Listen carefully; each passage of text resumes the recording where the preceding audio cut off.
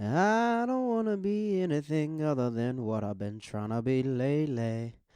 Ladies and gentlemen, welcome back to the podcast One Man, One Tree, and a Hill. I'm your host, Jared Waters, two-time wrestling champ, stand-up comedian, anything you can think of besides a Satanist. So this is a special episode. We are reviewing One Tree Hill. I have never seen this show before. I've seen parts of it. My sister, she loves the show. I just joined the Facebook group and they finally showed me some love. It's called We Love One Tree Hill. I'm gonna be honest. I tried to plug the podcast there, but they were not taking it at all. They just wanted to talk about love of the show, which I get it. But now I've infiltrated the group, and it's good. We're like doing that, but there are a lot of spoilers in there, so I've been trying to avoid the spoilers. What's happening? So today we're watching episode 3. We are, if you're down with it, we are. Excuse me. And I will sum up episode 2. If you don't know episode 2, we saw Lucas Scott. He was adjusting to being on the basketball team, and he had to deal with his brother Nathan just hating on him. His brother was hating on him. His dad was confusing and calling him son and messing with his head and stuff like that.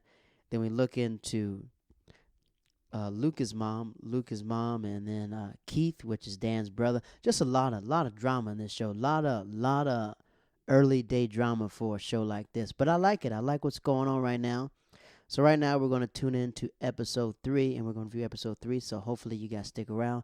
My name is Jared Waters. This is One Man, One Tree, and One Hill, and let's do it. And this episode is brought to you by Frontline Roofing. Frontline Roofing is a roofing company in Ohio. Uh, we're going to tag below in our description how to contact Frontline Roofing. Just put in the code OMOTAH, and that means One Man, One Tree, and a Hill, and you will get a special consultation on fixing your roof. All right, let's check out this episode. All right, folks, we cut to episode 3. Episode 3, the Ravens are trailing by 2. Whitey calls a play for Nathan. He goes, Nathan, they're going to kick the ball out to you. You're going to take the shot.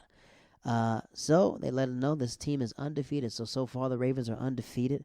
Nathan, they pass the ball into Nathan out of bounds. Nathan is double teamed, and instead of passing the ball, he shoots it up and he bricks it.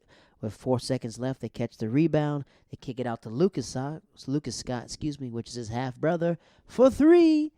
Luke hits it, game winner. Crowd goes crazy. So everyone's excited. You cut back to Nathan. Nathan has his head down. He's kind of depressed that his brother just made the winning shot. And then scene cuts, and we see Keith, which is Nathan's uncle and Dan's brother. He flirts with Karen. He puts his arm around her, like, look at our boy. Look what our boy has done. They're excited about Lucas's win. And this mother walks up to Karen, which is Lucas's mom, and asks her to join the Boosters Club. She gets invited to the Boosters Club, and she goes, when do you meet? We meet on Tuesdays about 6 o'clock. And the mother takes a little dig at Karen and goes, I know you're working at your little shop. And you can tell that Eric Karen a little bit, but you can sort of tell that these are high school friends. Like these girls are from the same town. So maybe 17 years ago they were all on the cheerleading team, and now they have kids now. You can tell that same vibe that we're getting. So that's happened with Karen. Then we come back to the stands. We're still inside the basketball room. Dan's sitting in the stands by himself, and he looks up at Nathan. He goes, I thought this was your team. So again, Dan's, trying to divide his kids, put them against each other, Cain and Abel style. Then we cut to Lucas. Lucas, he's had the game winner. He houses in his car. And next, you know what, Brooke pops up topless in the back of his car. And she's flirting with him, trying to give him the yams. And then Coach Whitey knocks on the window, and he's giving Luke the whole spiel. Don't act like a pro yet, son. I see you had a game winner. I expect you to be in the gym 2 days lifting weights. By the way, there's a half-naked girl in your car. And then he tips his hat off to her. So Whitey, like, what are you looking at, dude? These are high school kids. Relax, old man. So Brooke, she takes off her shirt. She puts on another shirt. And Brooke says to Lucas, so how does it feel to have your life change? So pretty much Brooke is letting them know now, Luke, you're the popular kid now. You went from being the little lost lamb at school, and now you're the popular kid at school. And how's his life going to change? Then we cut to Peyton's bedroom, which has changed. Peyton's got red walls now. It's different from episode 2. Nathan's venting about the game. He's talking about Lucas scores 12 points. Now they think he's Allen Iverson. No, no, no. He's the guy that won the game. Nathan, stop hating, my bro. Uh, so next you know, he's there puzzling in the bed. She's trying to kiss him to make him feel better. He's not feeling it. And then he looks at her room and goes, something changed in your room. Can you tell me what changed? And she goes, I took down the sketches. And he looks at her and goes, what sketches? And the camera pans into Peyton. Peyton's obviously just upset. Peyton's obviously doesn't have to take this, but we're curious what she sees in Nathan besides a star, because Nathan clearly disrespects her. And I think I wish this show was sponsored. I wish the show was 10 years later, because Peyton, to solve all her problems, she just needed Uber. Because every time she gets left by herself, if she had an Uber, she'll be fine. The way her boyfriend stranded her on the street already. So we cut to the store. That's Lucas's mom's store. Lucas's mom works in a coffee shop. And we see Haley. And this is the first time we understand that Haley is a high school kid. Because this whole time, I thought she was in community college. And the way we find out that she is a high school kid, because he asked her to go to some bookstore. Or I forgot what it's called. Burning Man. I don't know. I don't know what he asked her to go to. I forgot. But she goes, sure, let me call my mom. So she calls her mom. Mom doesn't answer. She leaves a voicemail on the answer machine. That's how old this is. 2001. Excuse me. And then Lucas goes, is your mom drunk? So I think there's going to be some story development to Haley and her mother and her mother's situation. We cut to the pickup truck, or the U-Haul truck. It's not a U-Haul truck. It's a tow truck. Oh, yeah, because Keith, he tows cars. And Karen's venting about the booster club because that lady threw some shade at her. So Karen's feeling it a little bit, how she did it. And she goes, she called my shop little. Then Karen is like saying about, you know, it's pretty much gossiping. And Keith goes, why do you care? You're not going to join the club. And then she's like, kind of like, I know I'm not going to join it, but Keith knows she's going to join the club. And Keith throws some shade at her and goes, I still see that you wear your high school cheerleader outfit, cheerleader sweater. And I was like, dang, Keith. So Keith is trying. You can tell he doesn't want her to get caught up into this small town high school drama. But, you know, Karen's probably going to do it. She missed out a lot being pregnant. We come back to Peyton's place. She gets a call from the newspaper that she threw her stuff away. And Lucas took her sketches when she wasn't looking and submitted them. And the dude calls her and said, your sketches are great. Let's come in and have a meeting about it. And that's dope of Lucas to be like, you know what, I'm going to look out for her. So we can tell Lucas really wants Peyton. That's the vibe I'm getting. And I don't know what Nathan wants. Nathan just wants to be, I guess Nathan just wants to be the team captain. We cut to this is Wilmington, North Carolina. So this is probably like the town like swap meet or something like that. Like they're by the lake with some shops and stuff, burning books. Hay and Luke are walking together and everybody's shouting out, Luke, good game, dog. Hey, great job. And Luke's telling like, I'm a star. I'm the bomb. That's what he says. I'm the bomb. And then some kid walks up and he goes, oh, man, you're awesome. And Luke thinks he's talking to him, but she's talking to Haley because Haley is his tutor. So just reassurance that she's in high school, because I didn't know what she was in. I just thought she was just some random kid that worked at the store and talked to high school kids. We pull back up to school. Brooke goes up to Lucas's locker. First, Haley's at the locker. And Haley goes, do you want to hang out? Haley goes, no, I might be the bomb someplace else. And she's getting used to it. She still sees Luke as the young, quiet little kid that plays on the backyard thing. So she's not feeding into him being popular. She still sees him as just her buddy Luke. Next, you know, she walks off and Nathan talks to his boy and goes, hey, who's that he's already with? And his boy goes, you're trying to slum it up? But you can tell Nathan's kind of looking at this quiet girl like, okay, I see what Luke is working with. Maybe I should trade Peyton for Haley. And I'm not saying trading women. We will never do that. But in this show, you can tell they're going to swap somehow. Because usually in these Caucasian shows, everyone dates everybody. So Brooke asks Lucas for a bra back because she unclothed herself inside his car. And he passes it back. And then Peyton and Brooke walk off. And Peyton's like, classic bra move, Brooke. Hating a little bit, but at the same time, you can tell they're friends. And then she goes, what did you do with Lucas? And she tells her, me and Lucas we didn't do anything. And she goes, maybe he's gay. Which is Peyton like, whoa, girl. This is the guy that you almost invited to your crib and tried to throw the yams at him. So we know we don't have to throw that at him. And if he is gay, that's not a problem. But at the same time, we know Luke is not gay. He's into, well, we don't know what he is. So maybe No, he's not. He's clearly into Peyton. So you can tell that it was just Peyton just putting it on Brooke to be like, no. And Brooke kind of goes back and goes, no, he's not. And I can't wait to sleep with him. These are high school kids. So what are we really doing? Who are the writers on the show? That's what we're about to Google. Who are the writers who wrote the show? Okay, cut to the shower. Lucas is taking a shower, and Nathan takes his clothes. I don't know if it's Nathan, but I know it's the basketball players. They do that all the time.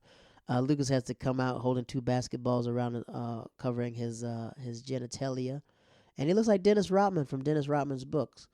Next you know, Whitey, he's walking in the hallway, and Whitey looks at him and goes, I'm just getting used to your low-cut jeans. Now you're naked.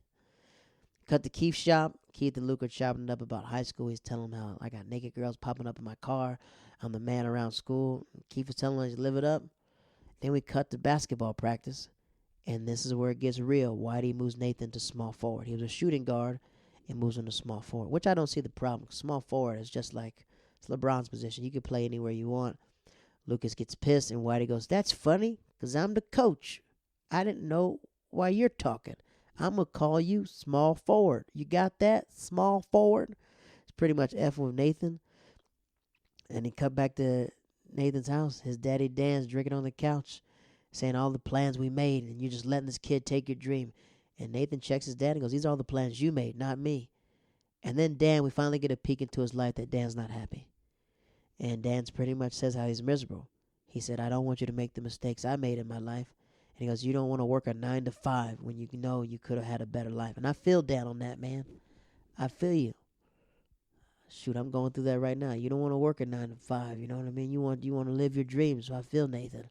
We cut to commercial. I'm watching this on Hulu. This commercial is sponsored by Good Girls. It's a show called Good Girls on NBC, and it's about these women that are robbing grocery store to save her sick child. I'm probably not gonna watch it, but it looks good. It looks good. So we're about to cue in right now. We're gearing up. We are back at Nathan's house. So yeah, we're back at Nathan's house, and he's talking with his dad, him and his old man. And Dan asks him like, "What do you want? What do you want from this team?" And he's pretty much telling Nathan that it's all his fault. He goes, "It's my fault. Me and Whitey had a falling out, and he's punishing you because of me," which is not true. I think Whitey's just trying to, he's trying to win. He's never won a championship, and he's putting the sons against each other again. Instead of Dan could just walk up to Nathan and be like, "Hey, let's talk man to man," but he doesn't do that. He tells his son, he goes, "Lucas is your enemy. Lucas is your opponent. And how do we beat our opponent? We find his weakness." So Nathan, we cut to the locker room. Nathan convinces the whole team to start hazing Lucas. Now, if you're from the South, you know everyone gets hazed. Football, basketball, everything else. It's not right. That's what it's inside, like the sport culture. There's hazing. I remember being in school.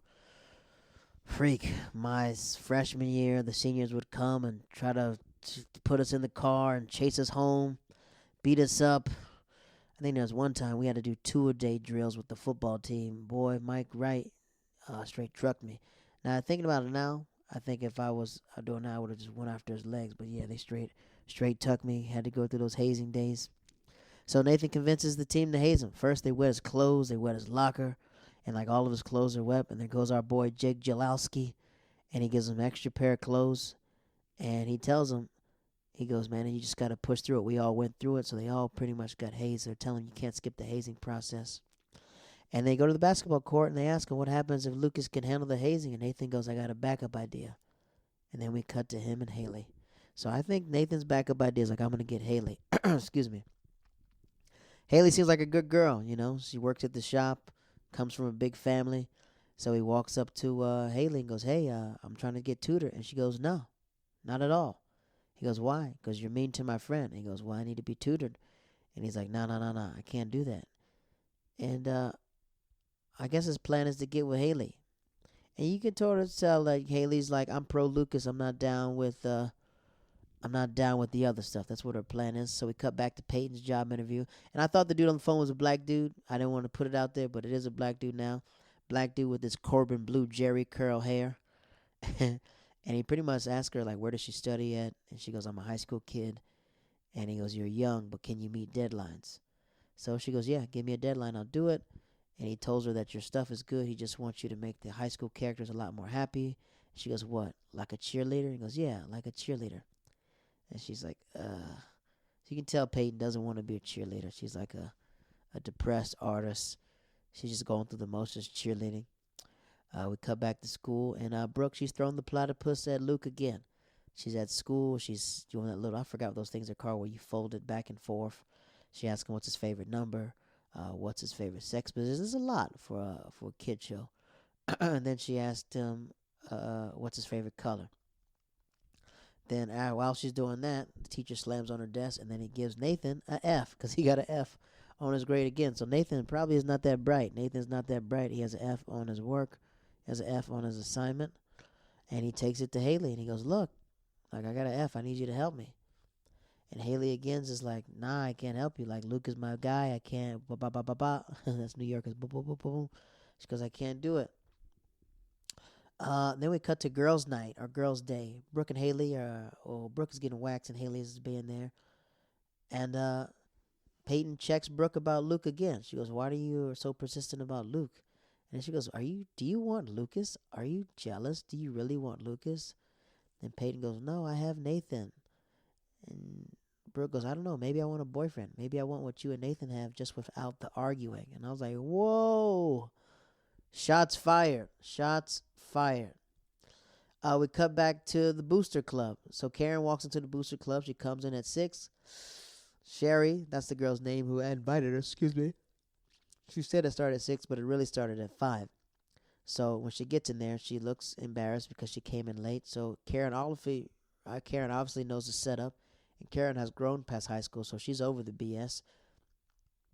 And then the mom starts checking her about Lucas on the team. Like, how is it fair? Is your kid going to stay on the team? He's just varsity. And the other kids have came through junior varsity. And next you know, Karen goes, "He's on the team because he's good. He's really good. And y'all can stop hazing him and wetting my boy's clothes and messing with him." And next you know, the other moms goes, "Well, our kids are the good ones." And next you know, Karen backs up and Karen goes, "Sherry, you haven't grown up since high school, you petty B word." I said, wait a minute. Brr, brr, brr, brr. Dang. So these girls are going at it. I like it. I like this little sassiness they got inside One Tree Hill. Shout out to the writers making this happen. Then we cut to Lucas. And this is just effed up because they're hazing the whole family. So the mom's getting hazed by adults, and Lucas getting hazed, but by his own brother. That's why it's worse. To go to Lucas, his old home court, they trash his basketball goal. They throw trash everywhere. But my question is, where the freak is Mouth at? Where's the black dude that's in this show, Skills? Where's Skills at? He should be somewhere around. He's nowhere around. So I guess I thought he was a part of the show, but maybe he comes back in season 2. But he's in the first 2 episodes now. He's nowhere to be found. And the question is, where's Mouth? Where are all the people that are at this basketball all the time? Like, what happened to them? So we'll look into that. We cut back to Lucas cleaning the basketball goal. And then here comes Peyton again. She rolls up with her car. She goes, "I heard about this." I'm like, "Girl, be quiet. You knew about this." And she says she's not going to take the job. And Luke calls her out. He goes, "Look, like, you're scared. Stop being scared. You're a talented artist. Stop being scared. Take the job." She goes, "The editors love my stuff." And she goes, "Thank you for submitting it." He goes, "What?" Peyton said, "Thank you? Wow. What world are we living in?" And then she goes, "If Nathan did this," I'm like, "You know your boyfriend did this. Don't if Nathan did this." And Lucas, he pulls up on her again and goes, "Why do you stay with him?" Then Peyton says the most honest thing. She goes, "Sometimes it's good and sometimes there's no one else." And I feel Peyton because this this show shot in Wilmington, North Carolina. So I can understand if you're in Wilmington, North Carolina. It's not that many people there. And Michael Jordan is from there, but you can see Michael Jordan left. I feel Peyton. She's just there because it's comfortable. He's comfortable. She's in high school. There's nothing else to do. But I think that Lucas, he's really gonna slide. He's gonna slide in. He supports her. We go back to the shot where Haley's working, and the phone rings. Nathan goes, "Hello, can I speak to Haley?" And she goes, "Haley's not here right now." And then she hangs up the phone. But Karen, she goes, "Who is it on the phone?" She goes, "Just a bad guy." She goes, "How do you know he's bad?" She goes, "I just know he's a bad guy." She doesn't tell her that it's Nathan Scott. She just says it's a bad guy. And Karen goes, "Well, maybe he's trying to change if he's looking for tutoring." And I think Karen doesn't understand. Like, this is your ex boyfriend that you had a baby with, son, who was of the same cloth. We cut to Keith and to the body shop. The body shop. Keith and Lucas are like fixing a car, and Jake pulls up. Jake is the dude that's been Jake Jalowski is the one that's been helping Lucas the whole time and making sure that he doesn't get too stressed out. And he tells him, he goes, "Hey man, I think what you should do is rise above it. If you rise above it, you can get the team." But you can tell Lucas is feeling like, nah, I gotta go with my brother Nathan pretty hard. Then we cut to Haley and Lucas talking about their day, and Haley, she's asking about like how he's getting hazed, and you can tell Haley's like, if I tutor him, maybe all this will stop. You can see that's the idea on her mind. That's the thing that she's thinking about. We cut back to the courts. Lucas is still cleaning it up. Nathan's still hating. He's cleaning up the courts, meaning that like he's shooting threes, everything else. And then Haley invites him to the movies, so she's waiting on Lucas to go to the movies. She's waiting. Lucas isn't there. Lucas is walking down a dark alley. Next, you know, a van pulls up. Whoop whoop whoop. They capture him, take him in the car. Hazing process. I'm guessing they're going to probably duct tape him to the football goal. And then we cut to the commercial. This commercial sponsored by Ray Flanagan. Save 30% on bedroom's mattress sale for President's Day at Ray Moore and Flanagan's. We're watching it on Hulu, so on Hulu they get commercials. Okay, so we're cutting back to One Tree Hill. Now we are driving in a car. We're trying to figure out who's driving this car. So it turns out this is not a car. This is the van that they abducted Lucas in. He's in the van. The former players throw him inside the van. They take him to a swamp, throw him in the swamp, and we meet a black dude, finally. Not Skills, but this random black dude. He doesn't have a name, so I guess he's an extra. We'll call him Extra 337. Throw him in the swamp. Lucas stands up. Nathan comes up to him. He goes, "I told you it's going to get worse." He told you it's going to get worse. Lucas, I feel bad because his brother's just very mean to him. I think it's his younger brother, too. It is his younger brother because Dan had Karen pregnant first, and then he had Dan. So I'm guessing Dan had two kids in college. Had a kid going to college and had a kid at college. Nathan walks up to Lucas and goes, "Usually after we do this is when you're a part of the team, and then we have a keg party, but we're not going to do that. Quit the team, Lucas. I'm tired of you. Quit the team." Lucas comes home. He sits with his mom. He's all dirty, has mud on him. And his mom tells him, "Looks like you had a rough night." She says she's called Sherry the B word. They both break out and start laughing. They both agree on taking the high road. But Lucas goes, "Look, Mom, we tried that. There comes a certain point where we got to start hitting back. We got to fight back." So Lucas, he hits his breaking point. He go back to practice. They won't pass him the ball. Lucas takes the ball, jams on it. They start pushing, start shoving. Whitey pushes everybody. "Hey, cut it out. Cut it the freak out. You need to pass him the ball, and this is not a one-man show." And he goes, "You need to get your heads out of your anuses or I'll suspend the team. I'll suspend a second team. Go home." Nathan's laughing because he sees what he do. He's playing Geppetto. He's pulling the strings with some of his teams. And, it's just high school drama, man. High school drama. I see why people like the show. High school drama. Luke just wants to play. Nathan's hazing him really bad. All of the team is hazing him because they feel like Lucas has skipped a couple sets, but Lucas, he's hit his breaking point. Next you know it, Haley comes by the crib. She sees Nathan. Yeah. Next you know it, Haley pulls up to the crib. Haley goes to Nathan Scott's crib, and you could tell this is about to be. He's either going to be playing mind games with her head or they're going to start falling for each other. That's the vibe that we're getting. Haley comes to the crib. She goes, "Fine, I'll tutor you, but there's two conditions. Number one, Lucas can't find out," which is North Carolina, Wilmington. Of course they're going to find out. They could see you on the dock having your... Come on, that's BS. That's definitely not going to happen. Second thing was leave school with Lucas alone, and I think that's what can happen. So if Nathan wants to play college basketball, he has to have good grades. That's the obvious choice and obvious answer. So they meet up at the dock. They're having tutoring session. Nathan is trying to swoon Haley, and he gives her a Cracker Jack box, opens it, and it is a bracelet, and he puts it on her hand. And she's like, "Oh my God, it doesn't matter that you're a football player. Like, girl, you know he plays basketball. Stop playing. You heard what your brother, what Lucas tells about his brother." Nathan's being flirty, but she's serving it back to him. She's like, "I don't want to be here," but at the same time, she's like, "I'm about to throw them bows, boy." So we can see what's going on in the relationship. We go back to the little newspaper place, and Peyton tells this black dude, which is her boss, take it or leave it. This is 95% of who I am. You have to get the other 5%, which is no way to talk to a boss. But since it's dramatic effects, I can see how she's talking to Corbin Blue like that.